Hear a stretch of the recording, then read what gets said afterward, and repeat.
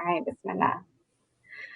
Okay, alhamdulillah. We are now officially live, ladies, and typically wait, takes a few minutes for it to roll over on Facebook and for people to kind of get the notification. We're now officially live, ladies, and you see me? Okay, cool. Assalamu alaikum, everybody. As you guys are joining, please give salams and please share. Please give salams and please share, inshallah. Assalamu alaikum. All right. Assalamu alaikum, everybody. Okay. Alhamdulillah. We shouting anybody out so far, Veronique? People that came in on the line? We have my auntie here, Sister Zakia Cooper. My mom, my Dean by Design, Brother Daoud, he on time all the time. You're the first one. Assalamu alaikum, everybody. How you doing? Please share the podcast. I appreciate it. Thank you for being on time. Alhamdulillah. I'm trying to pull it up myself. Welcome, welcome, welcome to the Dope Muslim Woman Podcast live Facebook event. We are so excited that you guys are here and joining us for our next mini series, which is called The Journey. Alhamdulillah, we are really excited that we are here and we are launching it today. So assalamu alaikum. This is your girl, your host, Sabria Mills. Welcome to the Dope Muslim Woman Podcast. And we are joined humbly with a very special guest today, a very special guest to me. But our topic is, are you ready to love again? So we're talking about the journey of love and starting over and starting again, because we ended the series on divorce and healing last week. And so we're going to launch into something a little bit differently. But I'm going to introduce my guest, mashallah. So I wanted to say welcome, welcome, welcome, welcome. Mashallah, this sister right here, she is returning guest of the Dope Muslim Woman Podcast. She was on audio. She has an amazing audio, so check it out. It's called Understanding Your Passion Patterns from season 1. But she is a relationship coach. A lot of people are aware of this sister. She is the creator of Captivating Courtship Code, which is a coaching program for women to help them break their relationship patterns and learn how to court towards their relationships. I may be butchering that, Zara. She's a best-selling published author. She's a best-selling published author. I own many of her books. Mashallah, I think they still can be found on Amazon. She's the first to create the Black Muslim matchmaking services. A lot of people have benefited from her matchmaking services. So there's a lot of marriages that were forged from her matchmaking services. So she is the kind of first to show us how to get it done. And it was a really, really innovative way in which she put her events together. So mashallah, welcome to Zara J. Assalamu alaikum. Thank you for being here, sis. Wa alaikum salam. You just made me feel so good. Thank you. Thank you. I appreciate that so much. Thank you for being here. And we are joined again, Veronique Cooper. She's back, our co-host. So welcome back, Veronique. Thank you for having me. We definitely miss you. I think the audience misses you because you are official with your comments. Like you make sure everybody is heard. Alhamdulillah. So just make sure at any point, we want you guys to make sure that you are engaging throughout. So please just continue to have conversations. We will pull you in a lot more now that Veronique is back. So alhamdulillah. So we're going to get right into this topic, you guys. Thank you for being here. We're talking about, are you ready to love again? We're talking about shifting our relationship patterns and our mindset so that we can be open and ready to court again, to love again, to remarry, all those different things that we sort of journey through as we sort of migrate out of the sphere of heartbreak, pain, divorce, separation. There's another journey to be had, inshallah, and we're going to talk a little bit about that. So Zara, let's just get right into it, okay? All right, so we know, like I said, we talked about, the journey of divorce, the journey of heartbreak. It was a tough 2 weeks, right? When one relationship ends, many of us do one of two things. We either swear we'll never get married or have a relationship again. I used to say, like, I'm just going to get some cats. That's where my mind is. Or we go out and we look for a new one, right? Neither one is healthy immediately, but it can be difficult as far as when to figure out or what this journey should look like to prepare us for our next mate. When we talk about how we're thinking about it. First let's start with the ugly. What are some damaging thought patterns that women commonly fall into during this time? And typically sort of right after heartbreak, what are some thought patterns that you commonly see women have? That's a good question. I just want to add in there that heartbreak and divorce aren't the only things that really traumatically impact how we deal with relationships. So just to kind of get to the beginning of like the core of what I do, I primarily help people shift their relationship patterns. That it's not just about their romantic patterns. You know, how we show up in one relationship that's romantic is just a reflection of how we show up in our work relationships and our family relationships. It's just that it comes from a different perspective, or it's seen from a different lens when it is family or work. A lot of, especially when it's family relationships, a lot of your behaviors and patterns are a lot more tolerable because those people are used to you or your friends. Or they're kind of blind to it because to them, that's just who you are and how you are. And they have a higher level of love for you where they have to accept you in a way that a relationship or a romantic partner is not going to. So when we talk about shifting your relationship patterns, you know, a lot of times it goes all the way back to your childhood. So when I'm coaching women and I'm working with women, we dig really deep into like the roots of where it all began, getting really clear on why you are attracted to the type of partners you're attracted to, why you attach to people the way you attach, why you have these different thought processes or views on relationships, and where did they come from? Did they come from childhood? Did they come from your caretakers? Did they come from your friends, your older siblings? Did they come from past relationships? Were they just things you picked up along the way from listening to your friends and your community and other things like that about what the opposite sex is or what relationships should be? So there's a lot of unlearning that we have to do, you know, once you get to a certain point in life where you've had a trail of relationships, like I said, that's all encompassing different types of relationships. You know, there's a lot of unlearning that you have to do to get back to the roots and the beginning of who you really are, or the things that you picked up along the way to get clear on like, what do you truly believe? So when we think about like dealing with heartbreak or any type of relationship trauma, it's not just like divorce.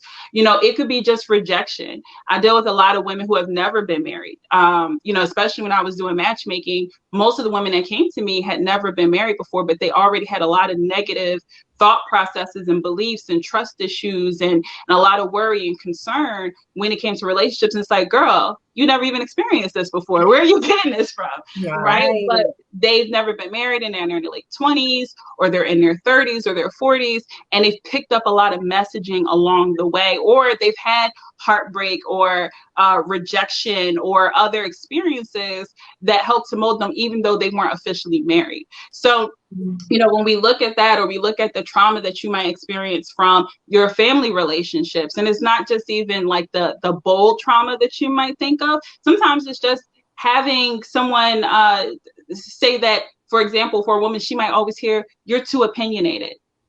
You know, you're just too opinionated. You just talk too much. You're just too opinionated. So she carries this message with her that she's unlovable because she's too opinionated. And men and people just don't like people who share their opinions a lot. So it's a lot of messaging and limiting beliefs that we pick up along the way that greatly impacts how we feel the opposite sex feels about us and how we feel about ourselves. So when people are coming to me for coaching and they are the negative beliefs or the negative thoughts that you ask about, it could be anything. You know, it could be weight, it could be body image, it could be colorism is a major issue, especially with dark-skinned women. You know, it could be their career, it could be their education. You know, I'm just too smart, I'm just too educated, I just make too much money, I'm just too ambitious, you know, I'm too dark, I'm too big. You know, for some women that are super petite, like say she's like 5'2" and only, you know, 115 pounds, I'm just too thin. You know, so it's a lot of different messages that people pick up along the way that makes them feel unlovable, on top of rejection and ghosting and divorce and heartbreak and, you know, the parents that didn't quite give them the love that they want, or, you know, the experiences that they had that made them feel like they were unworthy or not good enough. It's just so much stuff that we take on subconsciously that we don't realize we're carrying with us, that we have to get to the root of and unload. I know that was a lot. That's powerful. But that's powerful. That's where it all sort of begins with. Veronique, do we have anything that we want to bring in for the comments before you merge into the next one? Oh, no, no, we're good on there. They're Okay. just listening right now. Um, so let's talk about relationship patterns. The patterns you develop in your relationship can say a lot about whether or not it's going to last, right? So can we talk about the relationship patterns women tend to exhibit during the courting process? Sure. You know what's interesting about that question? I don't know Okay. if it necessarily means that the relationship's not going to last, because I mean, you can have all type of relationships last, right? They can be as toxic, as dysfunctional as they may be, but those people love being toxic and dysfunctional together, right? So Very I true. don't know if it necessarily determines if it's going to last, but it can determine what you're comfortable with and what feels normal to you. So when we look at the patterns, you know, for me, myself, in the book that I'm working on putting out soon, inshallah, I was just like, over from my years of matchmaking, you know, and working with men and women from all over the world, and just hearing a lot of the same things over and over, seeing a lot of things, it just gave me so much insight and so much exposure on a really deep level to like what's really going on here, which is why I stopped doing matchmaking, because I realized that like there's deeper things going on here, and my purpose is a little bit bigger than this, then, you know, and I wanted to serve at a higher capacity. So through my years of matchmaking, I just witnessed a lot of what well, it's not what I call it because it's actually like psychology, but what I witnessed was a lot of people experiencing relationship anxiety. And once I understood that that's what a lot of people were experiencing, and a lot of the mindsets and the behaviors and the actions that they were doing that was blocking them, I realized that like matchmaking isn't going to save you. Like this isn't a quick fix solution. Like there's other things that need to occur, you know. And I'm not saying that those who have found a partner or been there with their partners for a long time, that they're perfect or they got it all together, because we all know that that's not true. But the partner that they found, you know, either was compatible for where they currently were in their life at that time, or, you know, sometimes they're just not compatible, but they're together, right? So that happens too. But for the people that but for the people that were in the position of like, I'm looking for someone, what I noticed was it doesn't matter who I put in front of you. 9 times out of 10, you're going to do the same things over and over and over again. Like it's the way that you communicate. It's your trust issues. It's your thought process when it comes to the opposite sex. It's how you, you know, attach to somebody, or you avoid people, or, you know, it's all these different things that are going on. That's really the issue for you.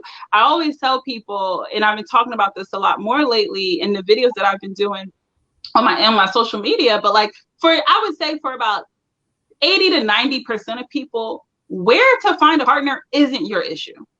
That's not your issue.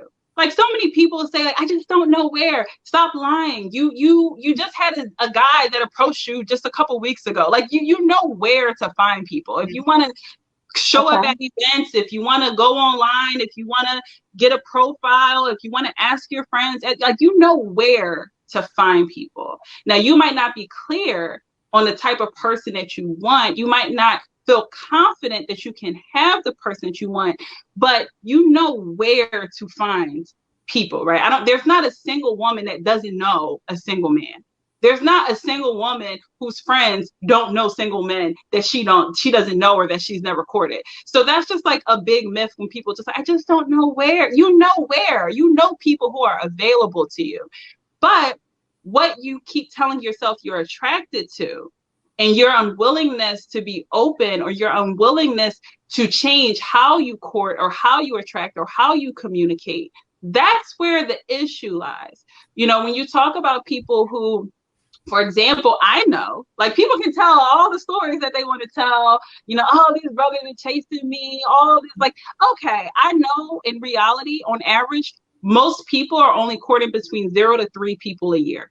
3, and at 3 is on the high end. Like if you have 3 people that you can solidly say you've courted in a year, that's on the high end. Most people usually between 0 to 2, right? So when I say courted, I mean made it at least a solid 30 days.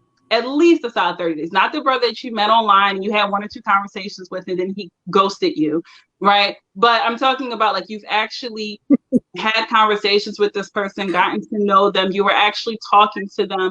I actually like to say past 60 days, but at least a solid 30 days, like of really getting to know someone. Most people on average are only experiencing between 0 to 2 a year of that type. So, you know, there's like all these brothers are chasing me. That's probably not what's going on, or all these sisters, because it's the same thing for guys, right? All these sisters, but like actual solid courtships.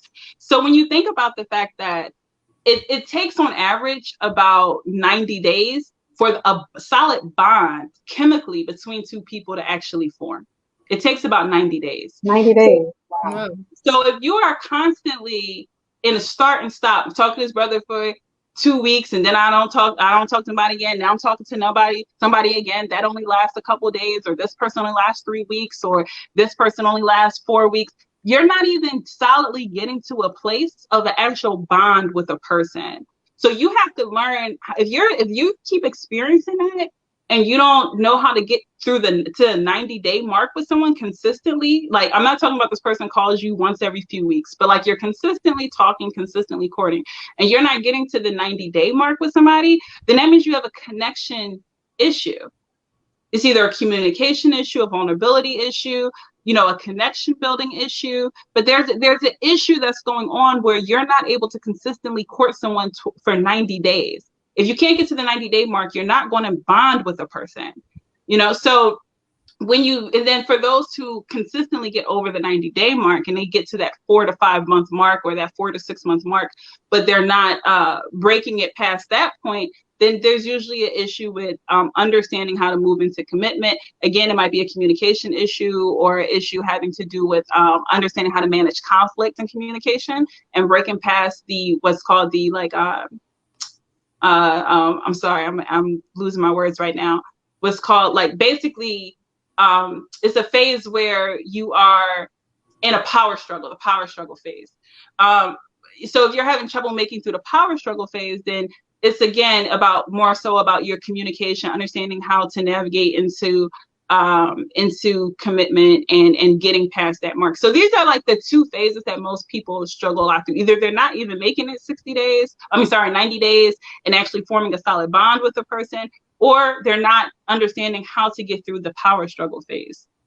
Well, I appreciate, Zara. That's really insightful. But when you mentioned the 90-day thing, as far as a solid bond, that's really, that's intriguing. But, like in the Muslim community, just kind of was sort of common, and at least the way I was the way I grew up, like almost 90 days is kind of long for a courtship. I think that's old school. Most people aren't maneuvering like that anymore, especially like the demographic that I typically work with is over the age of 28.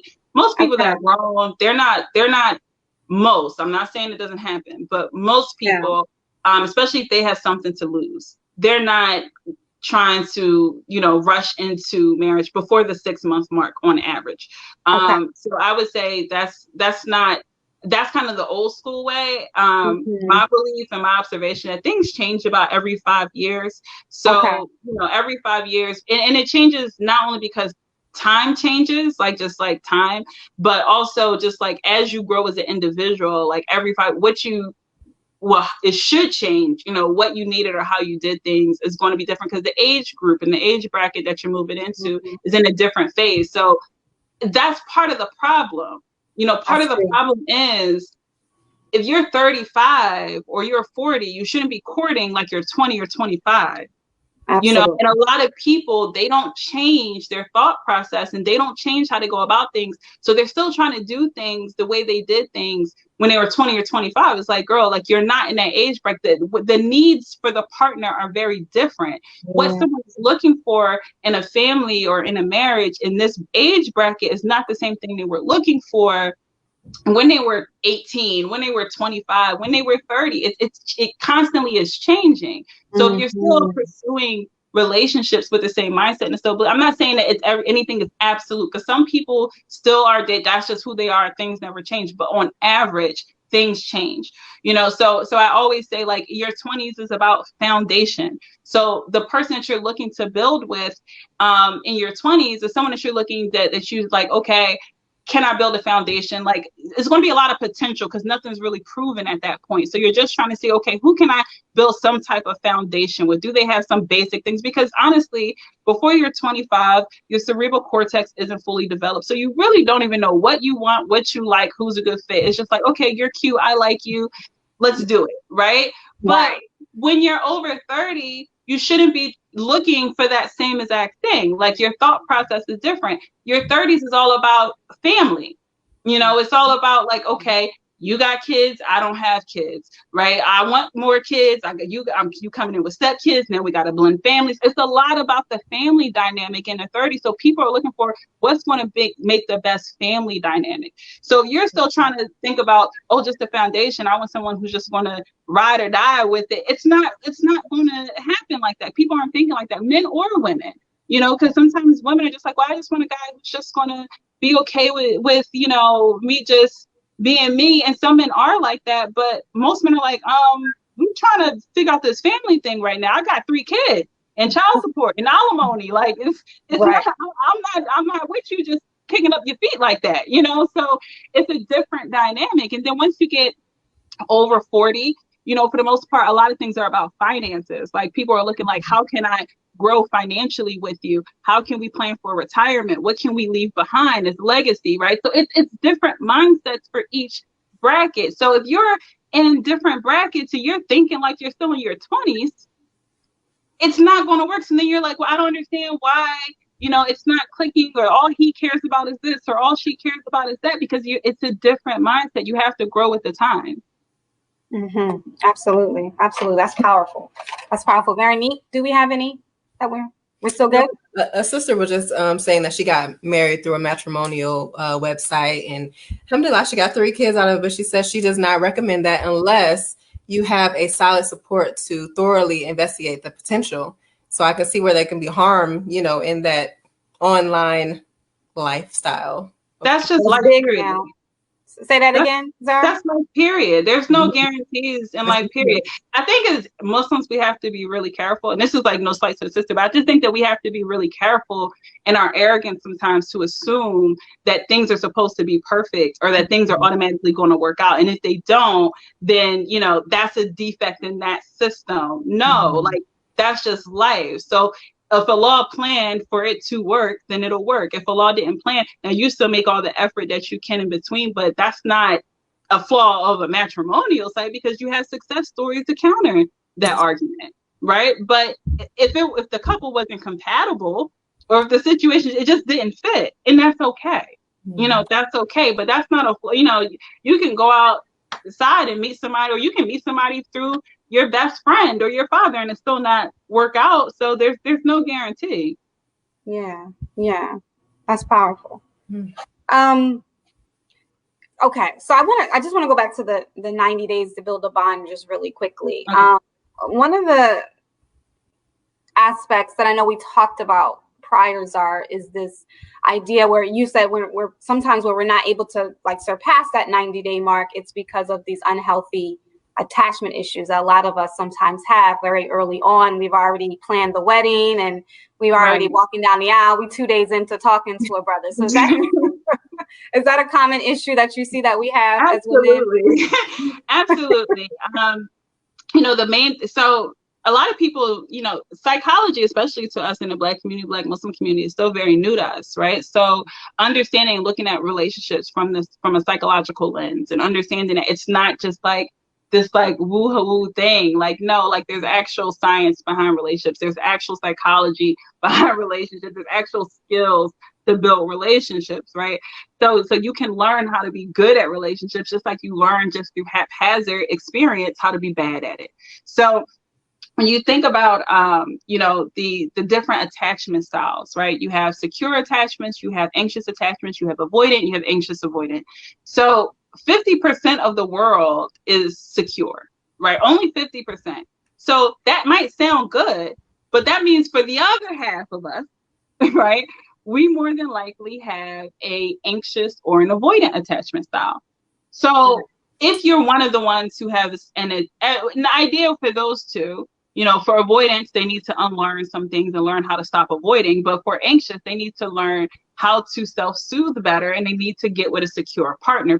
But typically, because there's a lot of unhealed wounds, anxious and avoidance tend to be attracted to another. So that's why you have people who one clings, one avoids, right? And then it's all this conflict and it's combatant, but it's a reason why, right? Now that can be unlearned and that can turn around, but it takes conscious effort on both parties. But when you think about those who have an anxious attachment style, they tend to be the ones who attach quickly, who, have a hard time with communication. They tend to chase and to pursue and to really be stressed out about the process. And those are like some of the main patterns that I tend to work with. I was able to discover through my years of matchmaking 8 different main, what I call your wounded passion patterns, that helps people to identify like what are the key emotional triggers that you have, what are the key behaviors and thought process that you have, and what you need to do to manage them and to turn them around. So when it comes to the anxious and those, like when you said in that specific example, those who like as soon as they get somebody, they're daydreaming, they're attached, they already got the wedding plan, the kids, they thinking about how they're going to tell all their friends about this amazing partner that they don't found. And that's what I would call a trophy chaser. And for those trophy chasers, a lot of that is the issue that they're anxiously attached, for one. They tend to put partners on a pedestal. So the reason why they struggle with that 90-day phase is because usually it's what I say, like the funnel flip, right? So usually because they know how to be a trophy as well, but usually a partner will pursue them and show interest in them. And then as soon as they're like, oh my gosh, this person likes me, this person wants me, the funnel flips and they start chasing that person and they start putting that partner on a pedestal and trying to prove that they're good enough, that they're worthy, that they're deserving. And then that partner gets higher and higher on the pedestal and theirs gets lower. And they all of a sudden feel like this person is pulling away. This person won't give me what I want. This person is playing games and all this stuff. But really it's because they've anxiously attached and they've lowered their own pedestal and put this person on a pedestal to prove that they're deserving of them. So there's a lot of other things that goes along with that. But that's typically what happens for those who get so wrapped up in the fantasy of the person. And then, my trophy chasers tend to say things like, I just feel like people don't like the real me. People like the idea of me. Like that's like a classic trophy chaser line, where they tend to say people just like the idea, but they don't realize that they are actually projecting that onto their partners. And that they tend, because, you have to think about it. You're saying this person likes the idea of me and they don't like the real me. But before you've gotten to know that real person, you done planned the wedding. You done planned the kids and everything. So you actually like the idea of the people that you're attracted to and not the real people. You haven't learned to get to the core and pace yourself to like the real person either. So it's just a deep projection that's being put out there. Girl. Wow. Mm-hmm. This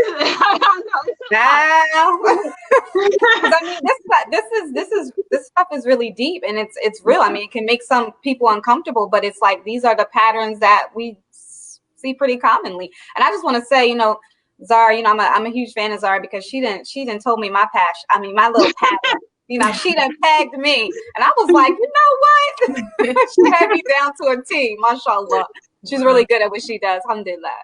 Veronique, is there anything on the on the other side? No, not yet. A lot of hearts. Okay. All right, V, you go ahead. So what are some ways for women to identify what they truly want and need in a relationship? Like, how do they position themselves to receive this type of love that they want and need? Sure. So when I created the Captivating Courtship Code, it was to help women to strategically move through this process. But just to get to like the core and the foundation of it, like the first thing we do is get to the root of those emotional wounds. Like it's really hard to do something different if you don't understand why you're doing the things that you're doing. Right. So getting really clear on how to identify those emotional triggers so you know what to do when they surface, right? You know how to manage them. You know why they're showing up, and you know how to kind of talk yourself off of that ledge so that those shadows and those triggers aren't chasing you, but you're actually able to manage them. So that's the first thing. Another thing is the trust issue. Trust is like a really deep issue. And trust is something is interesting. You know, I don't only work with Muslims, but when I am working with Muslims, or any person that's like a real solid person of faith, like our trust issues, it's so interesting that we are religious folk, but we have really deep trust issues. And that's something that we have to intentionally work on.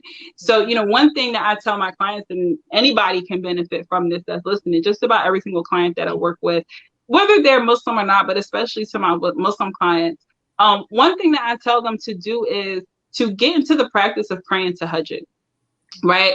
Get into the practice of praying tahajjud. But it's not just about waking up before sunrise and praying, right?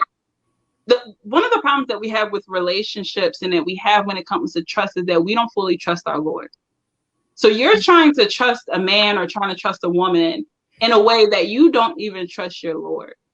So before you can even get to that point, in order to get to a place where you can really feel comfortable with trusting a partner, like a deep trust, like that Will and Jada trust, right? I don't care what nobody say, I still love Will and Jada, right?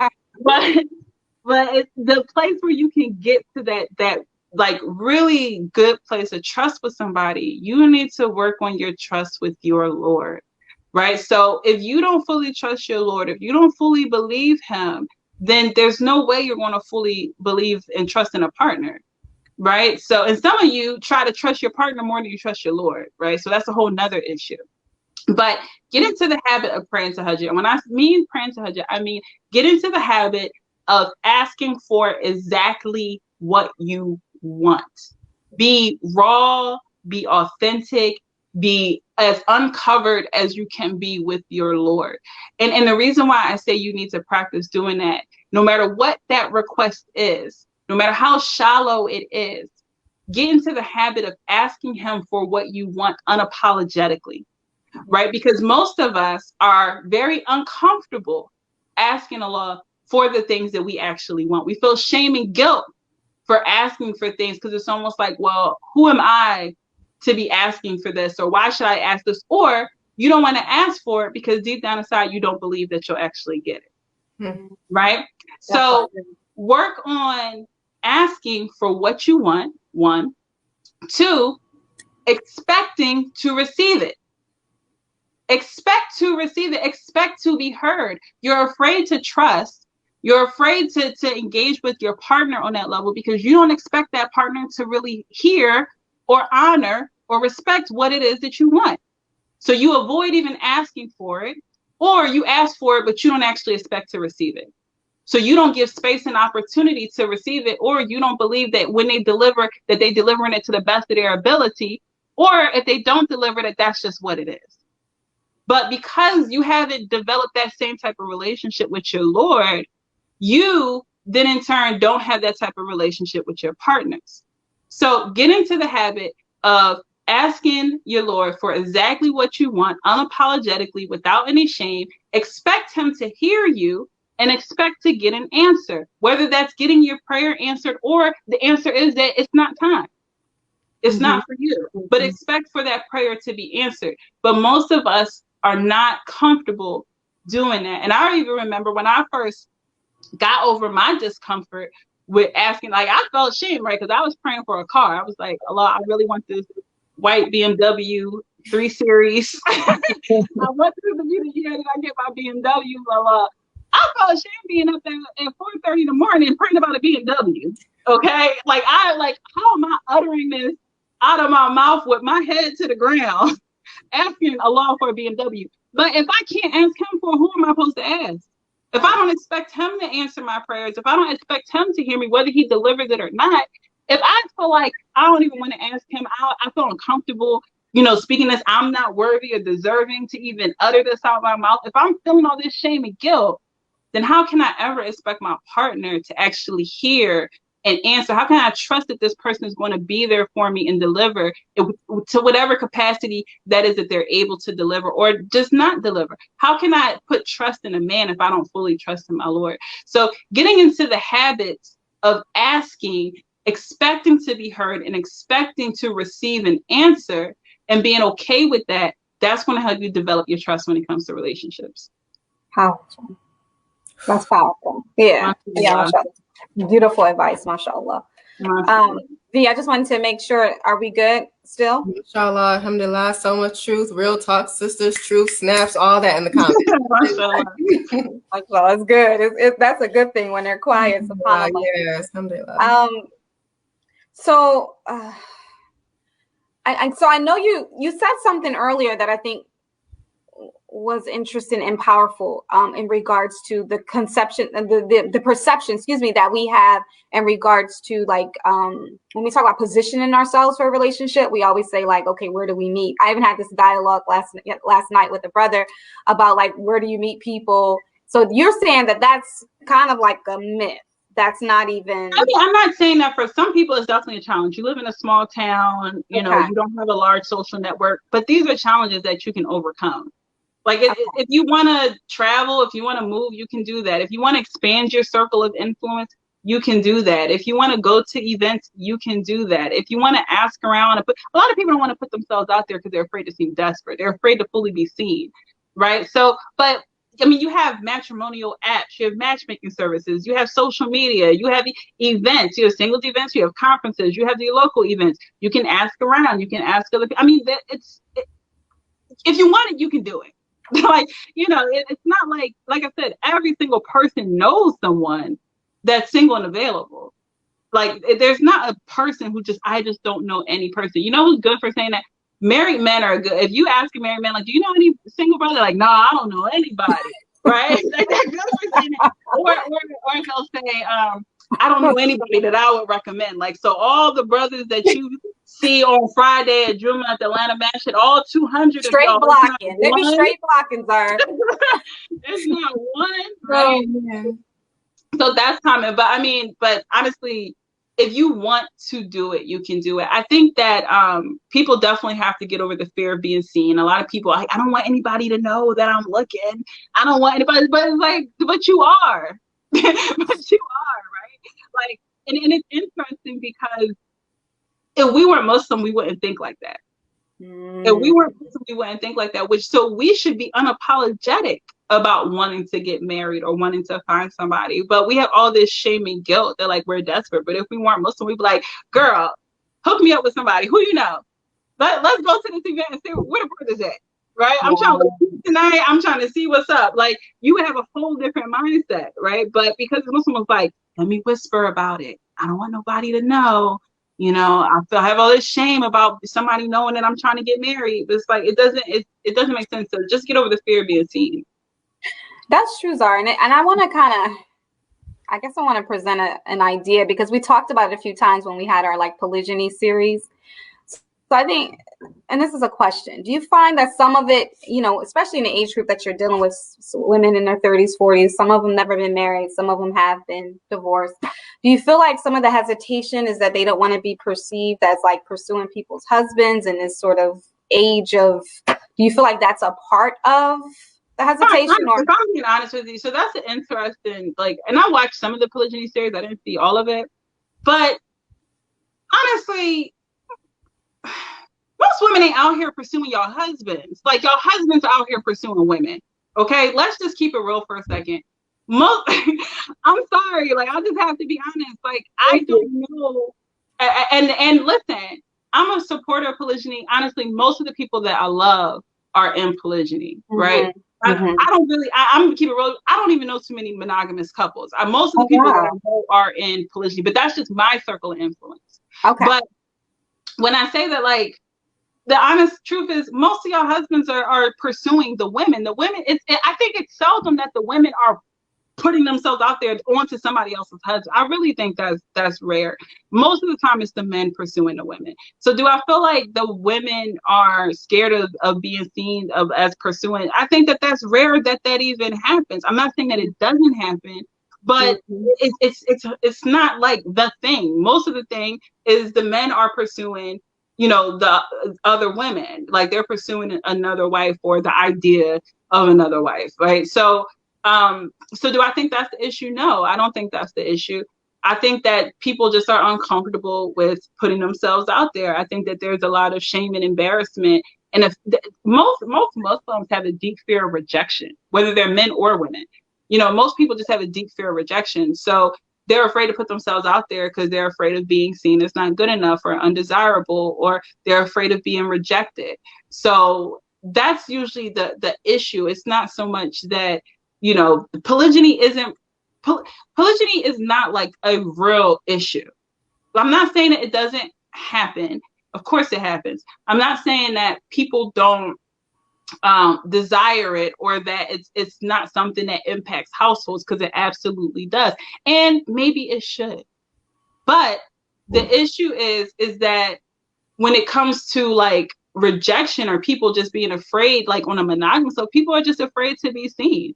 You know, they're afraid for people to know that they desire marriage, because they're afraid of being seen as desperate or undesirable. And there's also this myth, you know, I've heard brothers say stuff like, I don't want a sister who goes to singles events, because that obviously she's not like a hot choice, right? And it's just like, that's like the dumbest thing I've ever heard. But people have their ideas of what is desirable and what's not. So a lot of people will avoid putting themselves out there, putting themselves in certain positions, because they don't want to be seen as undesirable. Gotcha. Allah. Wow. All right, V, we good? Are we good on the comments then? We're good. Okay. All right. So, Zara, we talked about some myths, so we're going to go through a few. We're going to debunk some relationship myths. So I want to start off with something you mentioned. I thought it was real funny when you said the brother ghosts you in quotation marks. First of all, I wanted to just sort of understand that.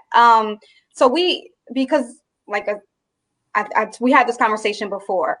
There are situations where a lot of sisters have had experiences, or at least this is how they feel, where they have been getting to know a brother, then all of a sudden he ghosts them, or he goes silent, can't reach, she can't find him, he gone, don't respond to text message, phone calls, things like that.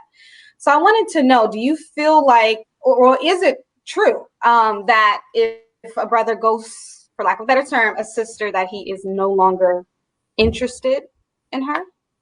Well, definitely, if he goes somebody, he's no longer interested. But okay, a few things with the ghosting thing. So first and foremost, I think that's context, like what's considered ghosting, because even when I'm working with women in coaching, sometimes they'll say to me like, oh, well, I've been experiencing a lot of ghosting. I'm like, okay, tell me more about that, because if you meet someone on a matrimonial app and you had 1 or 2 conversations with them and then they never call, that's not ghosting. That's just, it just wasn't a good fit. Like, it's not a big deal. I would question more of, why are you so attached to this person after 1 or 2 conversations? You're so deeply hurt or feel such deep rejection that this person didn't call you again. Like, it was just 1 or 2 conversations. It's not that big of a deal. I look at ghosting more like when you've actually started forming a connection and a legit bond. Not like, oh, we had a 4-hour conversation one night and then they never called again. Y'all were just bored, okay?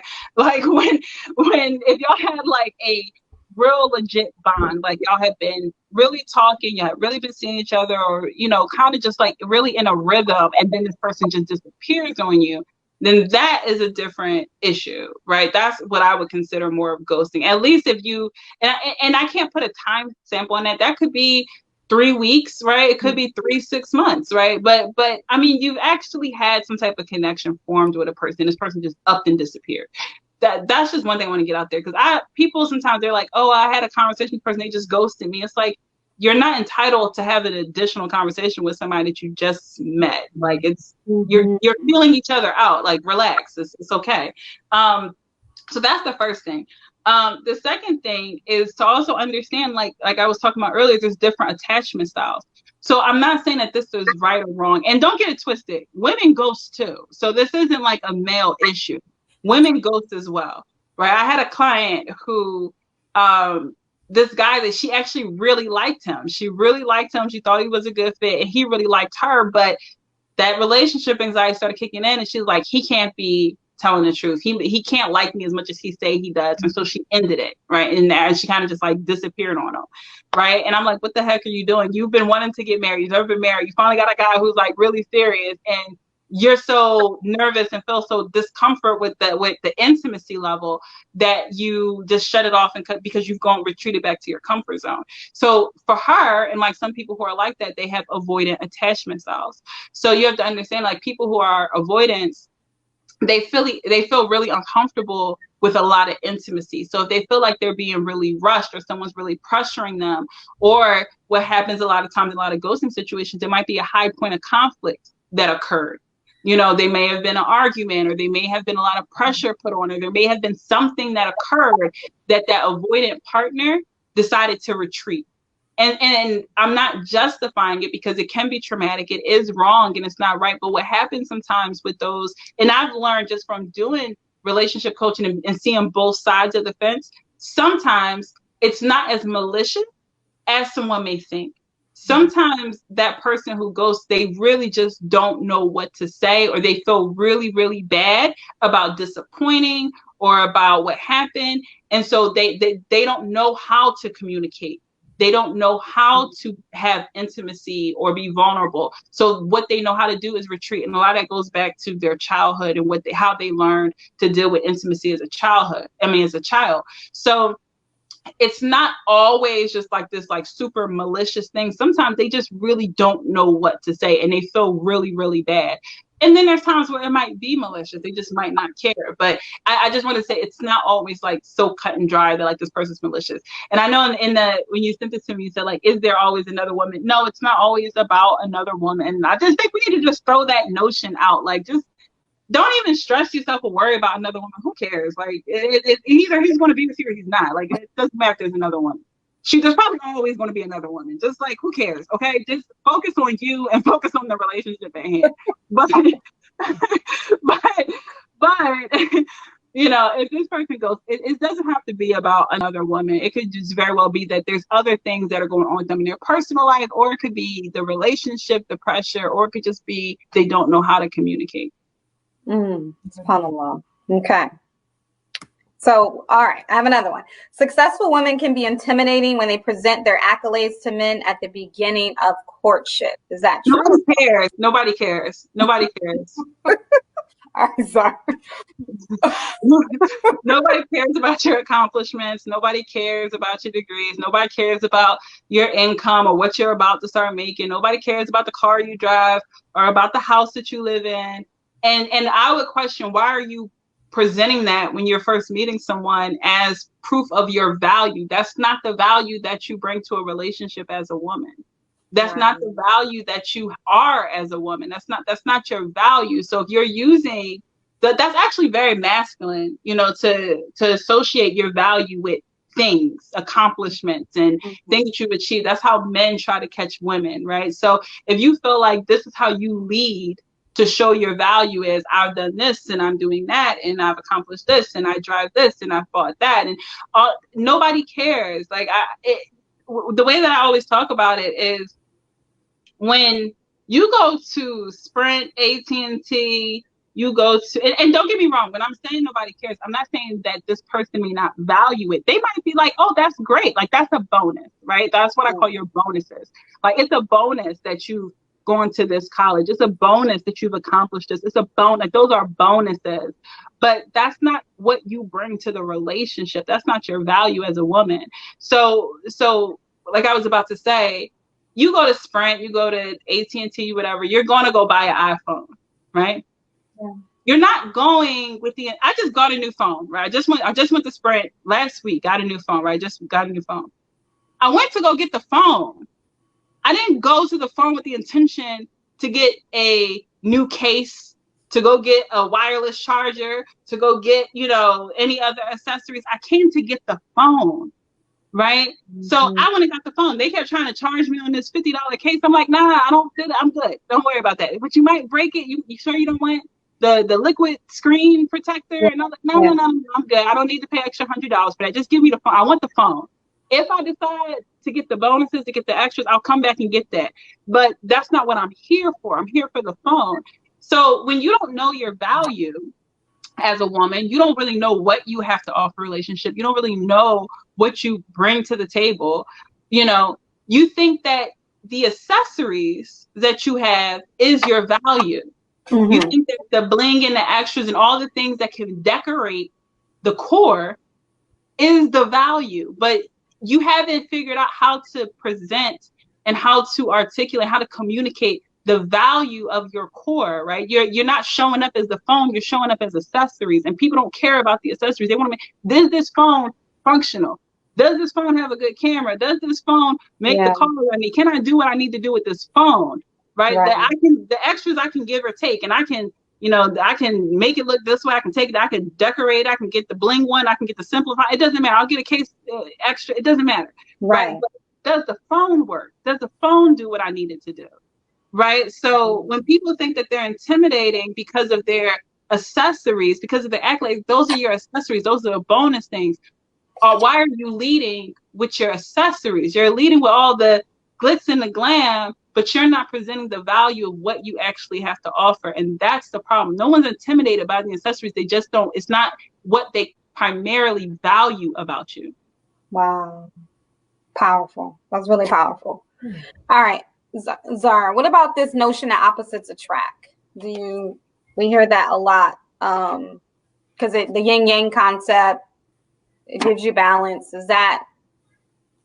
I think opposites can attract. For me, but go ahead. Okay.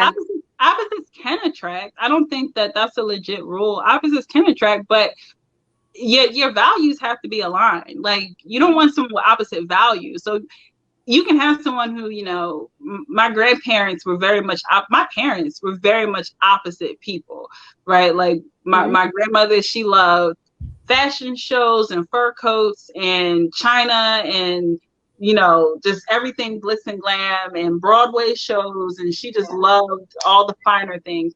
My grandfather was a guy from a small town in Michigan. He liked gardening. He liked, you know, staying in the house. He could care less about nice clothes. Like that wasn't him, right? They were very opposite, but they shared things at their core, that they believed in family. They believed in building wealth. They believed in staying in commitment. Like, there are things at their core that they both aligned with and believe. So sure, opposites can attract when it comes to things that aren't as important in a relationship. Mm-hmm. But when it comes to the core things that you need in order for a relationship to function, those things need to be aligned. 100%. 100%. All right, sis, we kind of touched on this, but I want to clarify, because you coach a lot of women. Is it true that most women don't want to be involved in polygyny? I don't know that. Okay. I don't really know that, because even though I've coached a lot of women, most of my years of experience with matchmaking, I didn't deal with polygyny at all. Okay. You know, so when I think about, like, when I talk about, like, most people I know, that's like in my personal circle of friends and family. But as far as like people in general, I would say probably most women don't want it, but I also believe that people don't want it until they want it.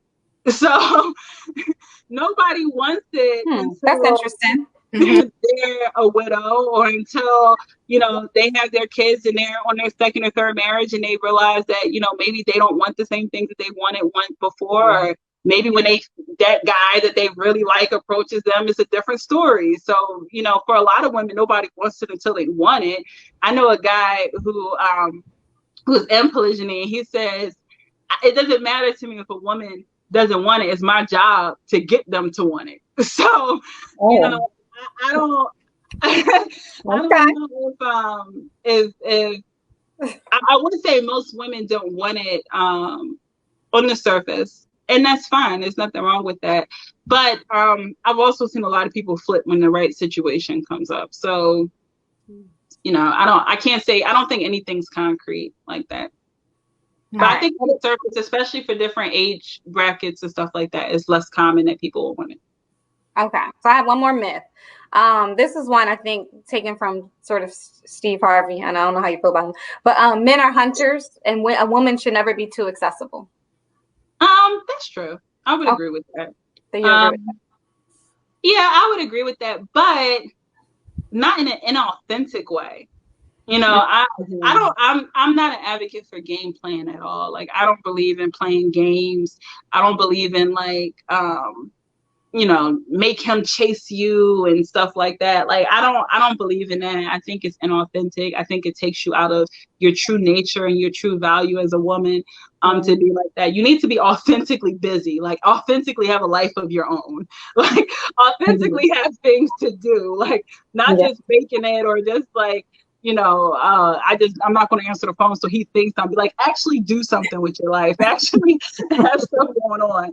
And then you naturally are a challenge. You're naturally inaccessible because you actually have a life, and he has to see, you know, that you have a life that he wants to be a part of. You don't want to, because some women will make themselves so inaccessible that men just like, look, she don't have time, you know. So it's not that. You want to make sure that you are. Well, let me change that. You want to be accessible, but you don't have to be, you know, so super available. But everyone wants to know that, like, if I want to talk to you, if you're available, you know, you're accessible to me. But be authentically busy. Like, don't just like make up stuff. Like, actually have a life. Okay. You know, that's what you need to do. Powerful advice. All right. So I know we're coming to a close. Veronique, I'm going to pull you back in. I have a couple questions. So Sister Sadia said, Zara, do you think as women get older, it's harder for her to find a husband? That's a good question. So I have a really soft spot for elders in the community, especially when I say elders, I mean like those over, I say 60, those over 60, you know, even over 55, even though I think 55 is still kind of pretty young, but over 55, over 60, I do think it becomes more of a challenge, but it doesn't have to be. So, okay. So when we talk about the challenges of the older demographic, it's layered. You know, one thing that tickles me about that demographic is like, y'all always like, there's nobody available. Y'all sit around the mad shit looking at each other all day. Like, Brother Frank has been sitting there every Tuesday, Thursday, Friday, Sunday, and you walk right past him, right? He's just sitting at the mansion all day. Why aren't you talking to Brother Frank over there, right? So I think that a lot of times with the older Muslims, they're so used to seeing each other that they kind of write each other off, or they're too attached to people's past. Like, oh, they used to be married to such and such 20 years ago. They're like, it doesn't matter. And especially, you know, I always joke with the WD community. I'm like, y'all all related, right? So y'all all related. Y'all all been married to each other, married each other's cousins, and this and that. Like, y'all all family. So get over the fact that if you only want to marry in this community, you're going to marry somebody that's been married to somebody that you know. Mm-hmm. Like, get over it. That's just what it is. You know, look, Allah said y'all can marry cousins. Do y'all, okay? But that's just what it is. But for a lot of the older Muslims, they have to just get over this idea that they have to marry somebody that is told that they don't know, or that they have no connections to, or, you know, it's always older Muslims just around. Look, y'all be at the mass, y'all be at the halakas, like y'all be in the mass shit. They in the mass shit more than anybody. So like, just go to the mass shit. This brother's there, right? You also have to understand that what you're looking for in your 60s is not going to be the same thing that you were looking for in your 30s. So there's going to have to be some practicality and some reality that's going to have to say, what is it that you really need at this point, right? Yeah, that brother might only get, you know, his disability check or whatever it is, like, mashallah, but y'all in it for Jenna. Like, y'all looking at it from a different lens. Y'all laughing, but I'm serious. I'm sorry, I know. I mean, that's just what it is. Like, you know, but marriage is a vessel to get closer to your Lord. So if you really want to get married, you know, you want to look at it, how can you use this opportunity or this person? I'm not saying completely throw away everything that you want, but also understand that you're not looking for the same things you were looking for in a partner 20, 30 years ago. Like, your needs are different. What you're trying to experience is different. The goal is different, right? So pursue it from a different lens. And I think that it would be more available to you. Also, you know, the hard part is in that age group, they really should be practicing polygyny. But, you know, it's hard for them to do that because they have a lot of trust issues. They have a lot of baggage from their past relationships. Sister such and such been married to brother such and such for 40 years and she ain't let nobody come to her husband and talk to her. You know, it's a lot of stuff like that that's going on. But for that age group, they really should be more open-minded to it, because it's not even about the financials at that part. It's really about that companionship and having a relationship with this person that's going to allow you to get closer to your Lord. So unfortunately, you know, this is part of the struggle. But when we're looking at, especially in the Black Muslim community, the average Black man only lives to about age 65. You have to look at it differently. And I do think it's something that the older community should explore more, is polygyny, is being more open-minded to the type of relationship and what that will actually look like for them. Like, so many people are so worried about having a relationship that's going to look right to everybody else. Like, what is it that you actually need at this phase of your life? Like, be true and authentic with yourself. You might not need that person that's going to give you the picket white fence and the 2.5 kids and all the stuff that you know, dreamed of in your head. It might have been nice, but maybe that's not what's really for you or what you really need. Maybe it's something different that you need. And you need to figure out, how can you design a marriage and a lifestyle that's going to fit what you actually need at this phase of your life. Wow. That's a lot. I know that's a lot. All right. Well, I'm going to bring this question in from Brother Akil. He said, what's an appropriate timetable for a brother to present a plan to provide during the marriage? How soon is too soon, or how late is too late? Yeah, are you talking about courting, or? Yeah, his plan to provide. I don't understand what that question is. Like, when should he present his plan to provide for, like, when should he approach his sister with, like, this is what I'm available, this is what I can do for you? That's what it sounds like, Zara. Mm-hmm. That's what it sounds like to me. I'll let him, you know, come back and if he wants to add to that. Okay. So I was asked recently, and I just had this conversation earlier too, but I was asked recently, like, what should, like, the time frame be on courtship? Like I said, most of the people that I deal with are over 30. So we're talking about grown adults here, right? We're talking about grown people with lives, kids, past marriages or past experiences, whether they've been married or not, whatever. So I personally, and I'm not, and look, I ain't no shake. I ain't no ma'am. Don't follow me if you don't believe, if you don't agree. I'm not responsible for you, okay? But I'm advising from my professional experience, my personal experience. But listen, don't quote me up on the day of judgment.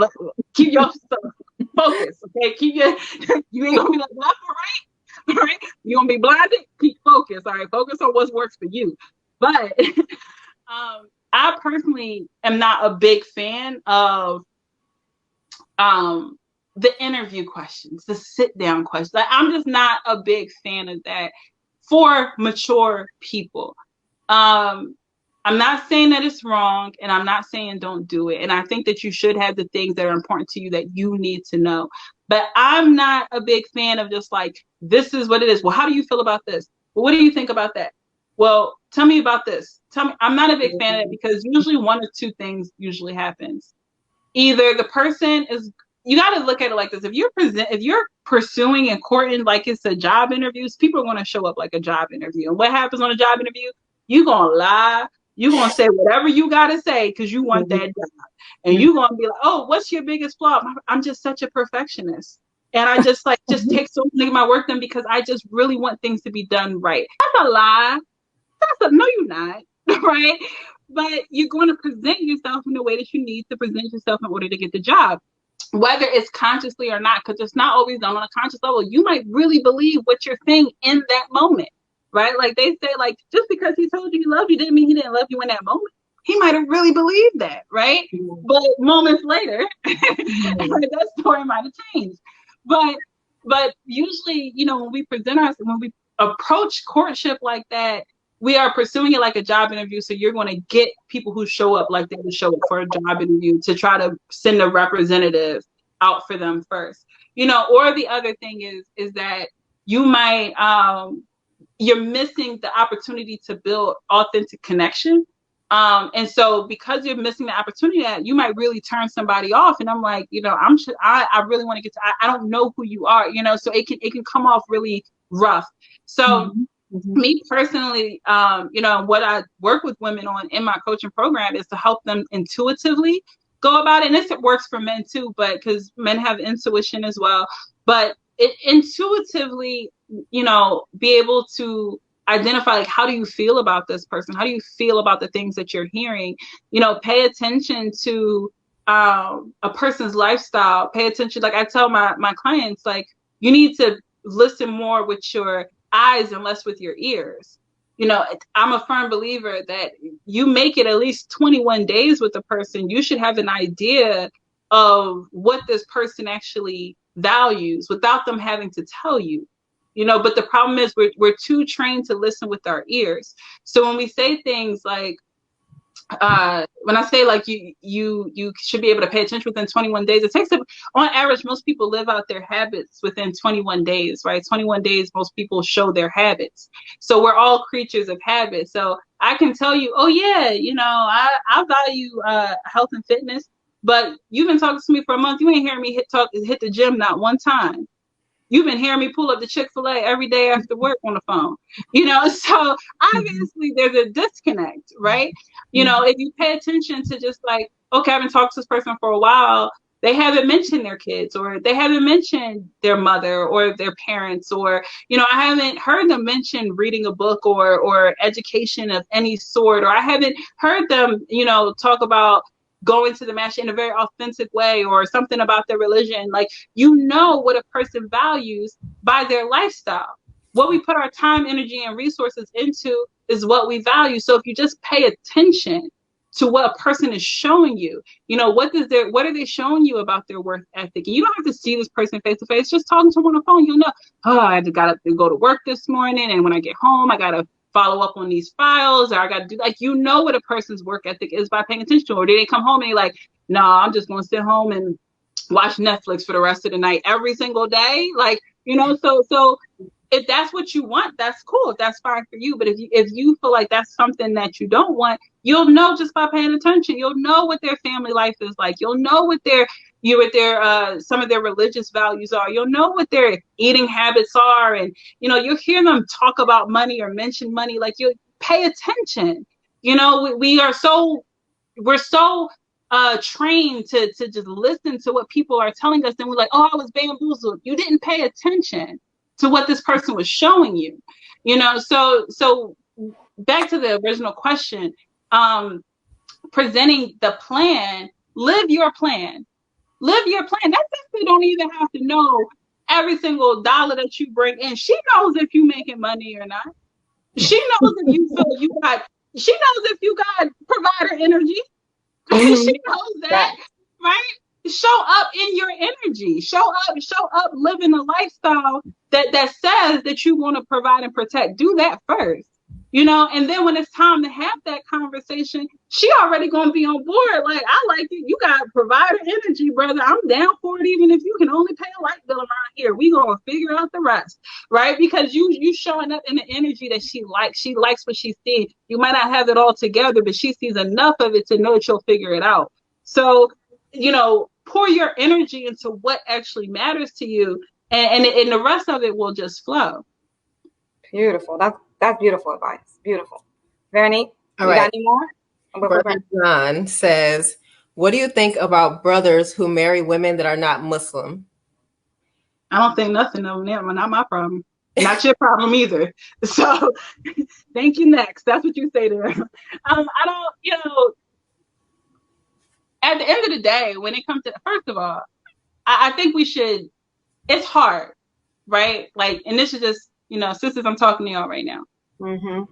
In the Black Muslim community, sisters have been so undervalued, and that's really what has pushed me to create my coaching program, because it's helping to restore women's self-worth and helping them to rediscover their value. And we allow women to get to a place of feeling fully valued, feeling empowered, feeling their worth. We elevate the status of the community. We elevate the status of the men, the status of our children. We change generations, right? We heal generational wounds.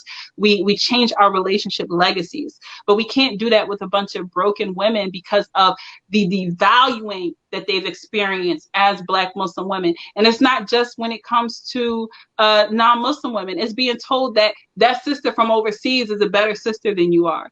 That sister who speaks Arabic, you know, fluently is a better Muslim than you are. You know, the sister that comes from the big Muslim family is more desirable than you are. It's all these different messages that sisters pick up along the way that tells them that they're not worthy or they're not deserving. So when you see, you know, a sister from a far country, you know, and I love my, you know, African immigrant sisters too, but you know, there's been this even preference put on sisters from the continent over sisters here in America, right? Sisters from the Middle East over sisters from Malaysia, right? So when you're constantly getting these messages that this is what's better than you, and what's interesting is, as non-Muslim women, you wouldn't have as many of these messages because brothers aren't in contact with all these different, you know, cultural baggages that they're introduced to while they're trying to discover their worth as Black Muslim men, you know, so they're projecting some of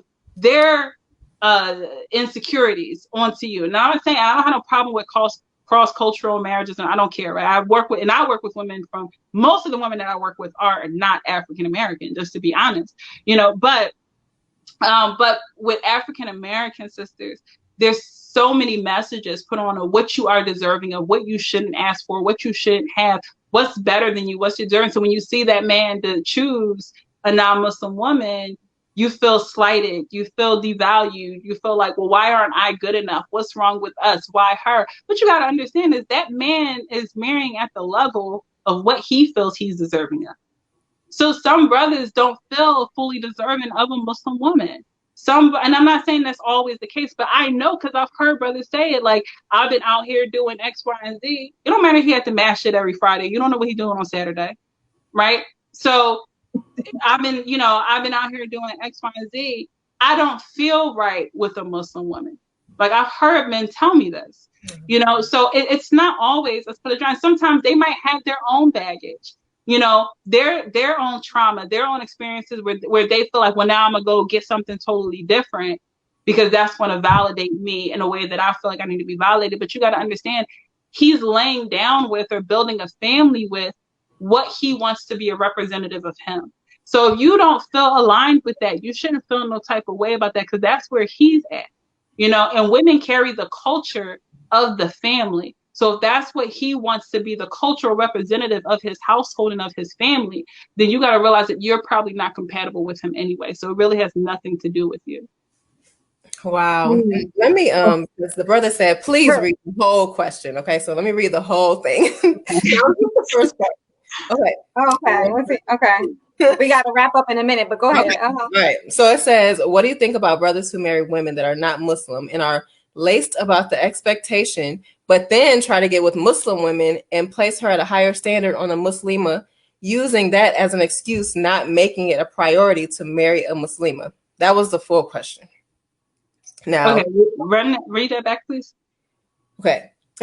What do you think about brothers who marry Muslim women that are not Muslim and are laced about the expectation, but then try to get with Muslim women and place her at a higher standard on the Muslima, using that as an excuse, not making it a priority to marry Muslim women? It was a lot. So does he mean by that they get with non-Muslim women and then they say things like, are you referring to the brothers who say things like Muslim women want too much, or they expect too much, or, you know, they you know, they just too hard, it's just they too difficult, or they Muslim princesses? Some brothers say that, like, these Muslim princesses, they just want everything, like that what you talking about? And so they use that as an excuse to get with non-Muslim women. I don't know. I didn't really understand the question either. I didn't really understand the question either, Veronique. Oh, he said he meant to say laxed. So they're laxed about the expectation, but when they try to get to Muslim with some women, you got it now. Okay, then they hold her at a higher standard. As he should.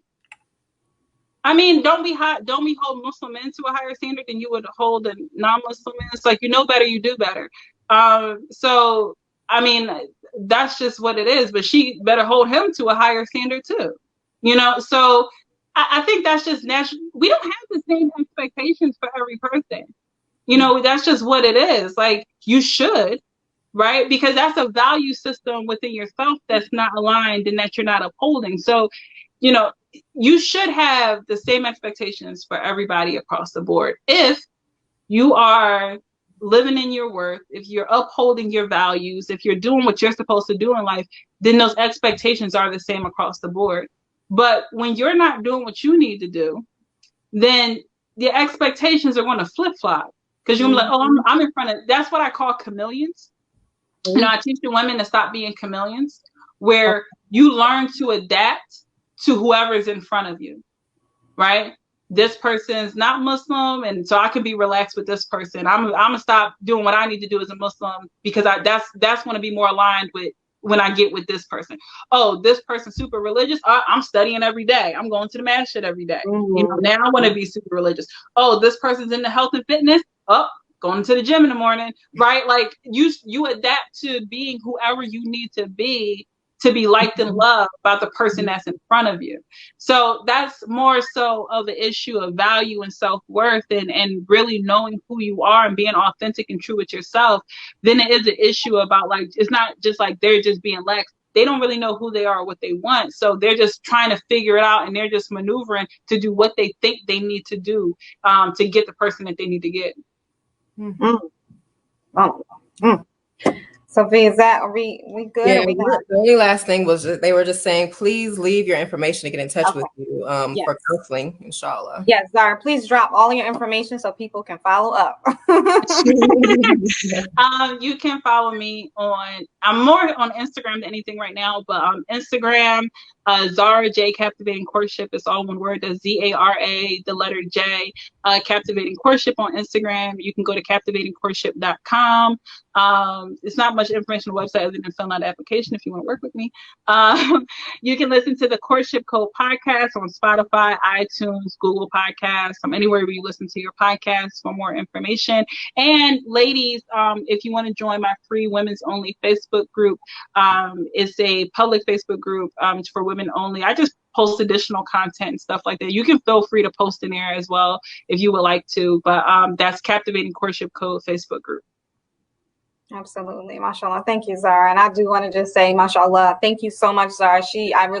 I told her this recently. MashaAllah, I really think, you're really brilliant when it comes to this. MashaAllah, may Allah bless you and reward you, because, like I said, nobody pegged me like you pegged me, girl. So, but I ain't sharing with nobody what you said now, but she read me right. So, MashaAllah, I always recommend her, SubhanAllah, to sisters. So please follow up with her when sisters and brothers. We really hope that you enjoyed this episode. It was quite dynamic. Veronique, I appreciate you. What did you think? Oh, alhamdulillah. I learned some stuff, girl. Alhamdulillah. Brought the fire. She brought the fire.